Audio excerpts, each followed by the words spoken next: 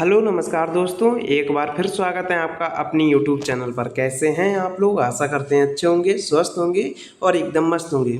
देखिए, आज की इस वीडियो में हम बात करने वाले हैं बिहार में जो ऐसे टीचर्स और बच्चे हैं, शेष बच्चे हैं जिनका अभी तक ट्रांसफ़र नहीं हुआ है। ठीक है, जैसा कि आप सभी जानते हैं, जो पिछली बार ट्रांसफ़र हुआ था जनवरी में, जो ट्रांसफ़र हुआ था तो उसमें बहुत सारे टीचर्स का ट्रांसफ़र हो चुका था, चाहे वह टीआरई 1 के हो या फिर टीआरई 2 के हों। और मैं आपको एक बात और बता दूं, यानी कि टीआरई 3 को इससे वंचित रखा गया था। जो अंतर जिला स्थानांतरण हुआ था उसमें 3 जिला सेलेक्ट करने का ऑप्शन दिया गया था, तो उसमें टीआरई 3 को मौका नहीं दिया गया। ठीक है, तो अब जो टीआरई 3 के यानी कि शिक्षक शेष बचे थे, सभी बचे थे टीआरई 3 के। और जो यानी कि अभी आपने देखा होगा लगभग शायद अक्टूबर नवंबर की साइड में जो टीचर्स ऐसे थे जिनको म्यूचुअल ट्रांसफ़र मिल चुका था। ठीक है, यानी कि टीआरई 3 की बात कर रहा हूँ, तो टीआरई 3 के ऐसे शिक्षक जिनको म्यूचुअल ट्रांसफ़र के लिए जो है टीचर्स मिल गए थे, तो उनका लगभग कुछ ही टीचर्स का जो है ट्रांसफ़र हुआ टीआरई 3 का। म्यूचुअल ट्रांसफ़र से जब यानी कि पॉलिसी ओपन की गई थी, म्यूचुअल ट्रांसफ़र हुआ था, तो उसमें टीआरई 3 के कुछ ही टीचर्स का और जो है ट्रांसफ़र हुआ था। ठीक है, तो अब काफ़ी ज़्यादा टीचर्स जो है टीआरई 3 के बचे हुए हैं, और जो टीआरई 1 और 2 के भी टीचर्स कुछ बचे हुए हैं जिनका अभी तक ट्रांसफ़र नहीं हुआ है। ठीक है, किसी कारण से उनका छूट गया था।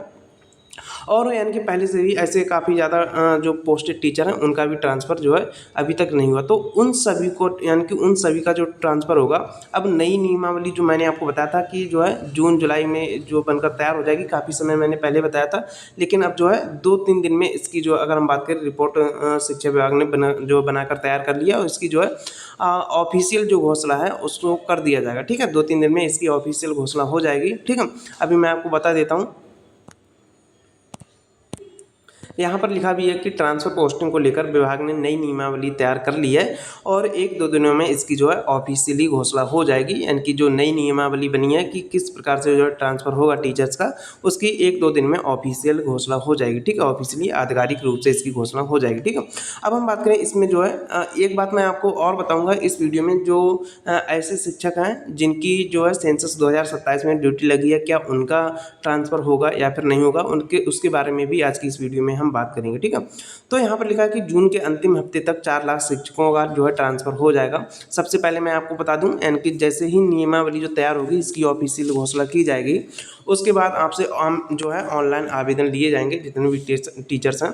और यहाँ पर मैं आपको एक बार दिखा देता हूँ जो न्यूज़पेपर में लिखा है। ठीक है, यहाँ पर लिखा है कि बिहार के सरकारी स्कूलों में करीब, ठीक है, बिहार के सरकारी स्कूलों में करीब 4 लाख शिक्षकों का ट्रांसफ़र जून के अंतिम सप्ताह तक हो जाएगा। ये शिक्षक नए सत्र से स्कूलों में पढ़ाएंगे। इस महाअभियान में नियोजित शिक्षकों के साथ साथ बीपीएससी से चुने गए टीआरई 1, टीआरई 2, टीआरई 3 के जितने भी टीचर्स हैं सभी को लपेटे में लिया जाएगा।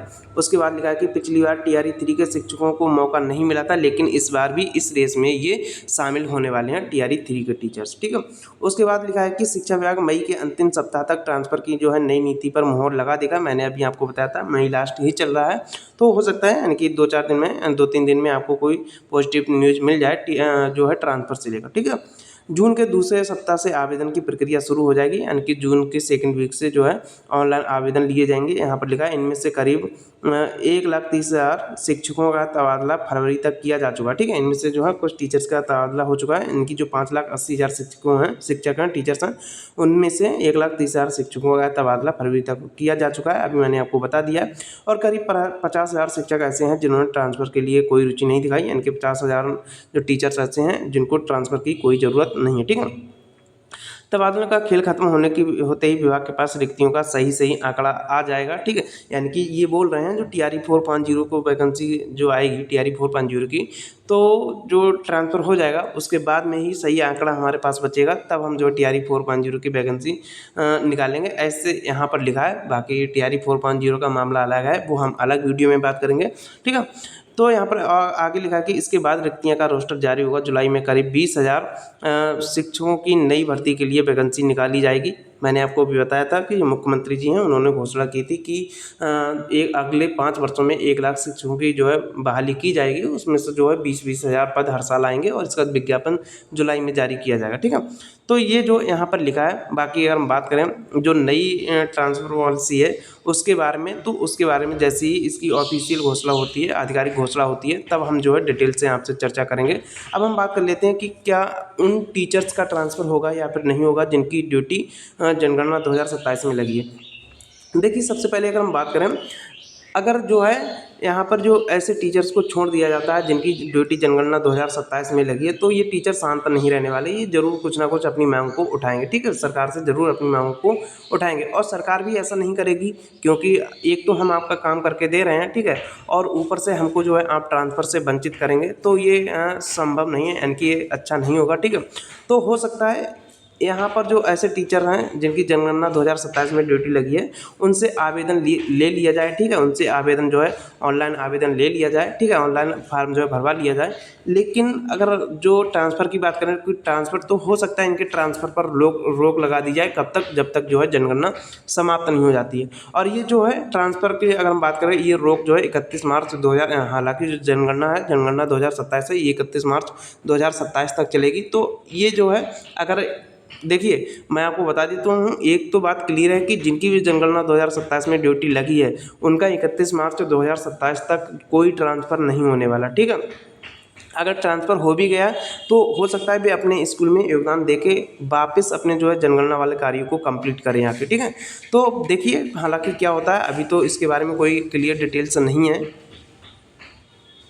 फिलहाल आप ये मान के चलिए, यानी कि जब तक आपका जनगणना हो रहा है, तब तक आपको किसी का भी जो है ट्रांसफ़र नहीं होगा। अगर ट्रांसफ़र होता भी है तो देखिए, या तो सबका ट्रांसफ़र होगा, ट्रांसफ़र नहीं तो अगर किसी का नहीं हुआ तो आपसे जो है फार्म भरवा लिया जाएगा, यानी कि ऑनलाइन आवेदन ले लिया जाएगा। उसके बाद में जो है सबका एक साथ ट्रांसफ़र कर दिया जाएगा। ठीक है, हालांकि अभी तक इसके बारे में कोई ऑफिशियल जानकारी नहीं है। ठीक है, जैसे ही कोई इसके बारे में ऑफिशियल अपडेट होती है, ज़रूर आपको बताया जाएगा। और जो जानकारी मेरे पास थी वह मैंने आपके साथ शेयर कर दी है। ठीक है, तो अगर आपको वीडियो पसंद आई हो तो लाइक कर लीजिए, बाकी चैनल को सब्सक्राइब कर लीजिए। मिलते हैं अगली वीडियो में, तब तक के लिए थैंक यू।